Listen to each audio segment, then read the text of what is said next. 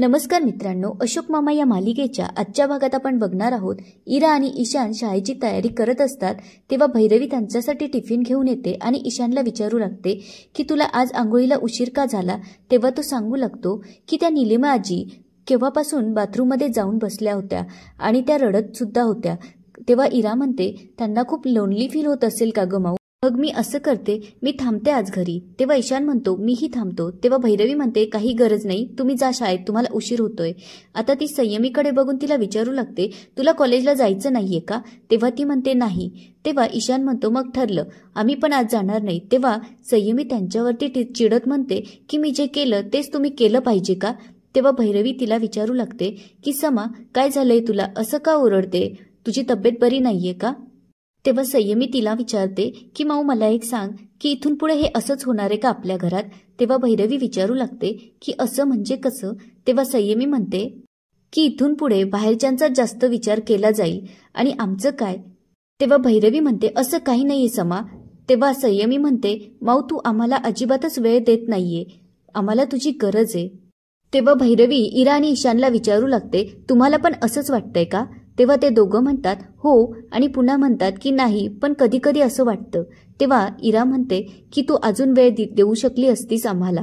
आता ईशानही म्हणू लागतो की माऊ तू जेव्हा ऑफिसला जायचीस ना तेव्हा तुझी एवढी आठवण येत नव्हती, म्हणजे यायची पण आता तू घरी असूनही तुझी खूप आठवण येते. हे ऐकल्यावर भैरवीलाही वाईट वाटू लागते आणि ती त्यांना म्हणते हो मी समजू शकते. आता संयमी तिला विचारू लागते की माऊ माझ्या ड्रीम्सचं काय, तू काय विचार केलाय माझ्याबद्दल. तेव्हा भैरवी म्हणते की माझ्या डोक्यात सगळ्या गोष्टी चालू असतात, तू त्याची अजिबातच काळजी करू नको आणि आता कॉलेजला जा. आता ती इरा ईशानला पण म्हणते की तुम्हीही आता स्कूलला निघा. आता इकडे अशोक मामा ऑफिसला आलेले असतात. अशोक मामा जेव्हा बाहेर येतात तेव्हा तिथे त्यांना गायधनी बसलेली दिसतात. अशोक मामा आता त्यांच्याजवळ जाऊन त्यांना विचारू लागतात की गायधनी काय झालं, असं का बसलात. तेव्हा गायधनी त्यांना सांगू लागतात की ते हर्षाचं आता खूप झालं, ती वय पण बघत नाही, तिची लायकी नसताना नको नको ती बोलत असते. मी सरळ रेजिग्नेशन देऊन आलोय, आता मला इथं राहायचं नाही, किती अपमान सहन करू अजून.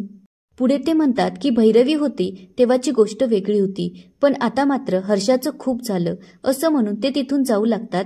तेव्हा अशोक मामा त्यांचा हात धरून त्यांना थांबवत म्हणतात हे बघा गायधनी, तुम्ही कुठे जाल आणि काय कराल. तेव्हा गायधनी त्यांच्याकडे बघू लागतात. तेव्हा अशोक मामा म्हणतात तुम्ही चुकीचा अर्थ घेऊ नका.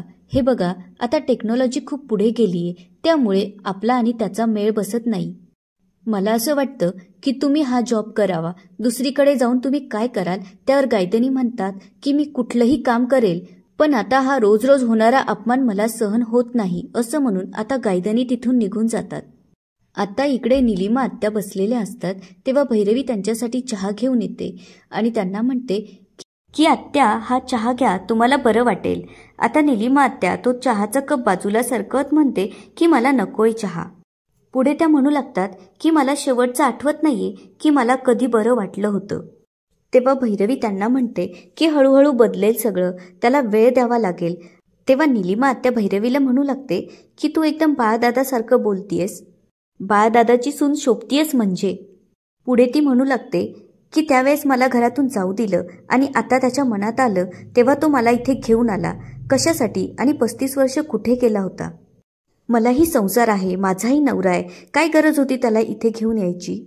तेव्हा भैरवी त्यांना विचारू लागते की तुम्ही खरंच सुखी होता का तुमच्या संसारामध्ये आणि ते घर नसून तो पिंजरा आहे. तेव्हा निलिमा आत्या ओरडून म्हणू लागते कसंही असलं तरी मला आता 35 वर्ष त्याची सवय झालीये. तुम्हाला माहितीये का तुम्ही मला इथं आणून किती मोठी चूक केली आहे ते. माझा नवरा जर इथे येईल ना तेव्हा काय होईल याची कल्पना सुद्धा तुम्ही करू शकणार नाही, कारण माझ्या नवऱ्यापासून मी दूर झाली ही गोष्ट तो अजिबात सहन करणार नाही. त्याने मला कधीच बाहेर जाऊ दिलं नाही. आता तर मी इथं आले, तिथंही मी पिंजऱ्यातच होते आणि इथं मोकळ्यात आले तर माझा जीव घुटमळतोय. पुढे ती म्हणू लागते की या सगळ्या परिस्थितीला फक्त बाळदादा जबाबदार आहे, चुकले होते मी, शेण खाल्लं, पण तो तर मोठा भाऊ होता ना, त्याने का पाठ फिरवली होती. तेव्हा भैरवी म्हणते की तुमचा काहीतरी गैरसमज होतोय. तेव्हा निलिमा आत्या म्हणू लागतात की ती ओळखतेस ग तू त्याला, माझ्यापेक्षा जास्त ओळखतेस का. त्यावर भैरवी म्हणते हो, कारण ते आता खूप बदललेत. त्यावर निलिमा आत्या म्हणू लागते की 22 वर्ष मी त्याच्यासोबत होते, तुझ्यापेक्षा जास्त ओळखते मी त्याला. पुढे ती म्हणू लागते की वेणूवहिनींची शेवटची इच्छा होती म्हणून तो मला घ्यायला आला, नाहीतर तो कधीच आला नसता. तेव्हा भैरवी अशोक मामांच्या बाजूने बोलू लागते. तेव्हा निलिमा आत्या तिला म्हणतात की तू त्याची बाजू अजिबात घेऊ नकोस. एक काम करा, मला कुठेतरी लांब घर घेऊन द्या, मी तिथे राहीन. आता त्यांच्यातलं बोलणं राधावहिनी चोरून ऐकत असते. निलिमा आत्या मात्र खूप रागात असतात आणि भैरवीचं काहीही एक ऐकायला तयार नसतात आणि रागातच त्या तिथून उठून निघून जातात.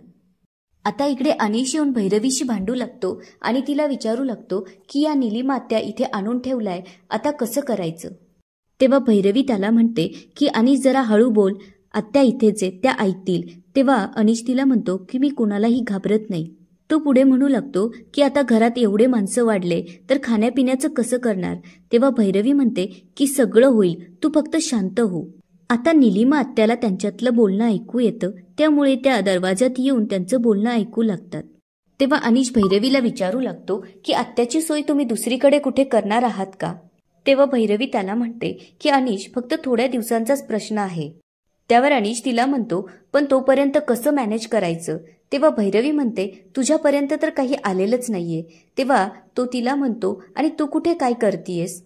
त्यावर भैरवी त्याला म्हणू लागते की मला जे काही करायचंय ते मी ठरवलेलं आहे.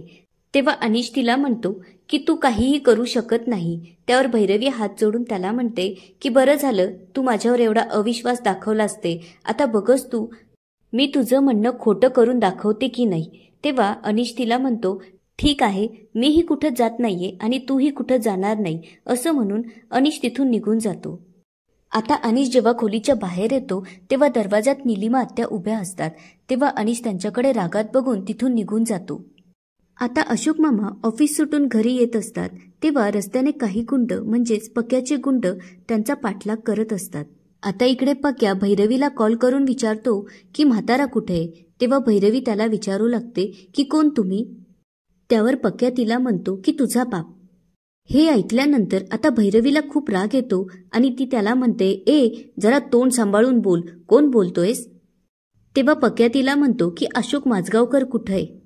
तेव्हा भैरवी त्याला म्हणते की त्याच्याशी तुला काय करायचंय. तेव्हा पक्या म्हणू लागतो की हल्ली मुंबईमध्ये खूप मॅटर वाढलेत, खूप लोकांचे खून होऊ लागलेत, त्यामुळे काळजीने विचारतोय. आता भैरवीला हे ऐकल्यानंतर खूप टेन्शन आलेलं असतं. पुढे पक्या म्हणतो की माझ्या डोळ्यासमोरून माझ्या बायकोला घेऊन गेला तो. जाताना तो सिंगल पीसमध्ये गेला असेल, पण आता घरी परत येताना तू बघशीलच तो किती पीसमध्ये येईल, असं म्हणत आता पक्या जोरजोरात फोनवर हसू लागतो. आता मात्र भैरवी भयंकर घाबरते आणि फोन कट करून घरातून बाहेर पळतच जाते. तेव्हा राधावहिनी निलिमा आत्याला विचारू लागते की अशी अचानक का पळत गेली असेल, काही अंदाज आहे का. आणि याच ठिकाणी आजचा एपिसोड संपतो. आता पुढे काय होणार ते बघूया उद्याच्या एपिसोडमध्ये. धन्यवाद.